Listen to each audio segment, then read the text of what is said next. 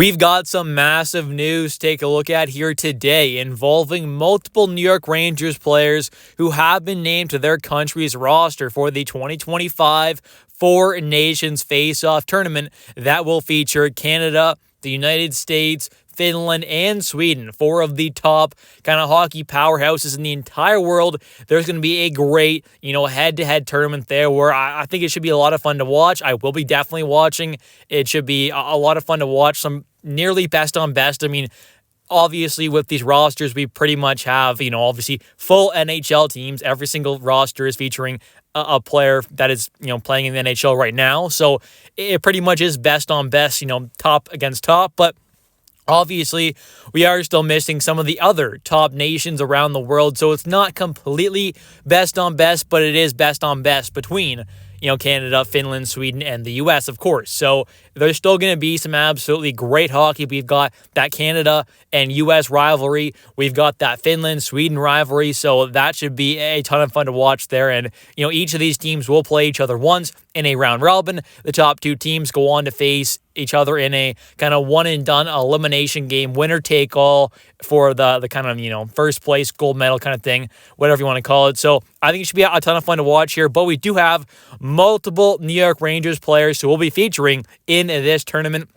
We have a New York Rangers player, at least one, on three of the four nations that are going to be represented at this tournament as well. So 5 New York Rangers players are going to be playing across 3 different nations. I think it should be a ton of fun to watch. So in today's video, I'll kind of break this down here and give you all my thoughts on the New York Rangers players who have been named and the kind of impact they could possibly have for their country at this tournament, but also maybe how this could possibly kind of affect the rest of their season, maybe in a positive way. So let's dive right into it here, starting off with the first country we're going to take a look at is Team Canada. The New York Rangers have 0 players that will be representing Canada at this tournament.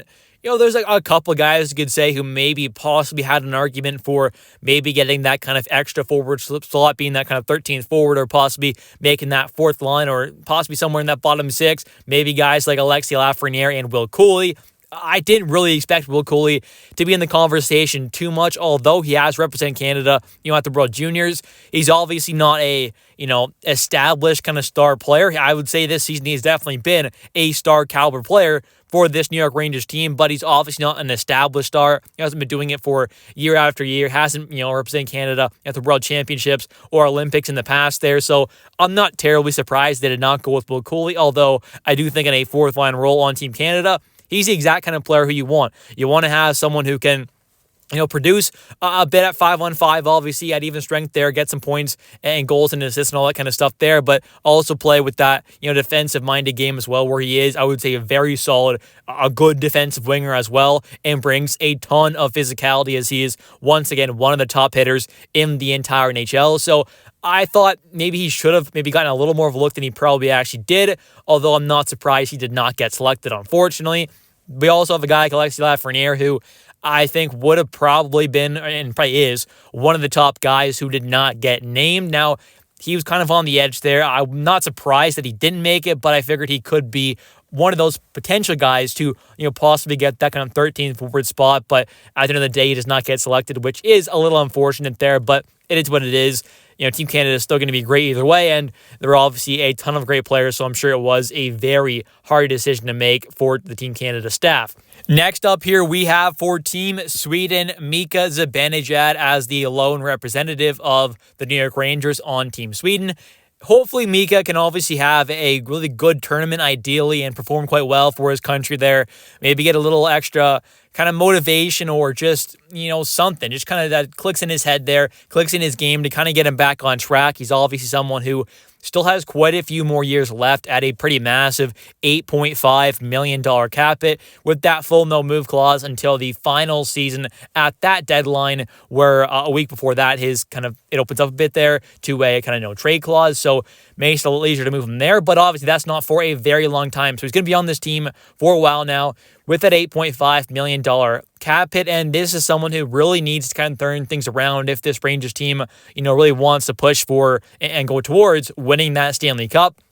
He was our former, number one center. Obviously has not played like a true kind of number one guy in quite a while now, so hopefully he can obviously kind of turn things around here with this tournament. Maybe put on a really good performance for his nation there, playing alongside some star level kind of guys. Maybe that helps turn his game around, and that's really all we can hope for as of right now. As New York Rangers fans, I mean, Zibanejad has been bad. I don't think anyone will say otherwise. His point totals aren't terrible, obviously. He's putting up some decent numbers, but the overall play just has not been there, especially defensively. He's been quite a liability at moments. So just in general, I'm hoping that this tournament can possibly turn things around for him, although there's no guarantee of that, and it doesn't happen all the time. Or you do see someone turn things around from like a world championship or, a big event like this in hockey. But either way, I hope he can have a big tournament here for his country, and hopefully it turns things around in his game because he has been quite awful. And next up here, we have from Team Finland, the former second overall pick, Kaapo Kakko. Now, he will be representing Finland here, his home country, at the Four Nations Faceoff tournament. And, I'm excited to see what he can do. He's had a really solid season so far with the Rangers, having a bounce-back season from last season there where he didn't play great. Didn't have the greatest playoff run, obviously, but has so far this season looked really good. He's producing at a great level at 5-5, at even strength there, which is exactly what you want to see. He's been on a great kind of defensive line alongside Will Cooley for the most part this season. Had a little chance at center here and there. I doubt he probably gets much of a run at center for Team Finland. I'd imagine he's going to be a primary winger, but he also could be that 13th forward as well, possibly. I mean, I don't exactly know what Team Finland's lines are going to look like, but either way, it should be a hopefully good tournament for Kaapo Kakko, and hopefully can have a pretty big impact on his team and continue that success back into the regular season where he'll be with the Rangers and hopefully can help us make the playoffs and hopefully go on a run, although things are not looking the brightest for the Rangers as of right now.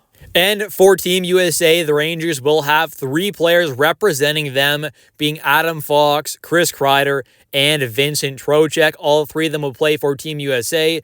We'll see if Chris Kreider or Trocheck, one of them, end up being that 13th forward. It'll be interesting to kind of see what happens there. But both those guys, have had decent seasons. They haven't played their greatest hockey, over their career so far this season, obviously. I think Trocheck's been a little disappointing. Same with Kreider, but they're still putting up, decent point totals there. Kreider's still scoring at a pretty solid pace. So I think they're still going to be solid adds there for Team USA. They're obviously not playing their best hockey, but still good NHLers, and we'll see. Maybe they end up being on the 4th line together, possibly being a pretty solid kind of defensive line, potentially. I mean, we'll have to wait and see what happens there.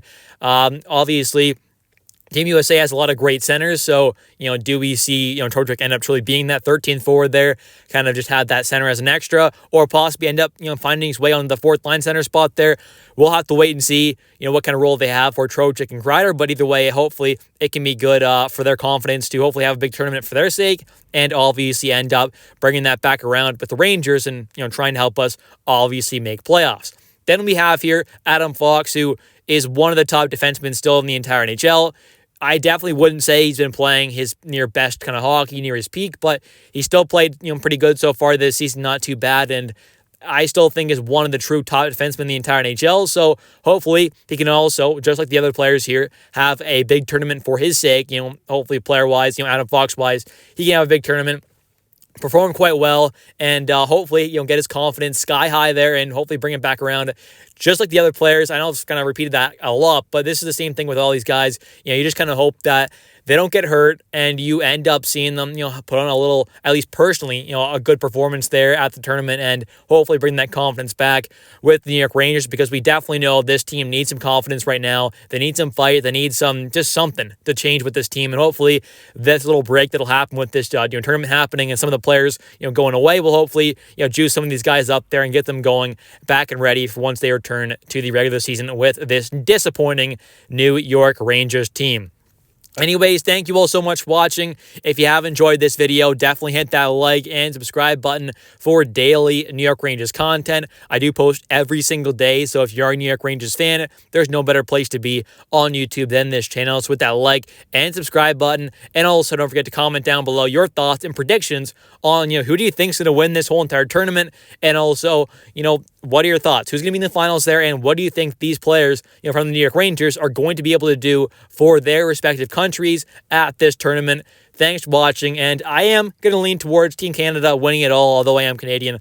Maybe you want to say I'm a little biased there, but I am a New York Rangers fan. I'm Canadian, so I'm going to lean towards Canada winning it all. But if Team USA wins, I would not be terribly surprised. Thanks for watching. I'll catch you next one, and let's go Rangers.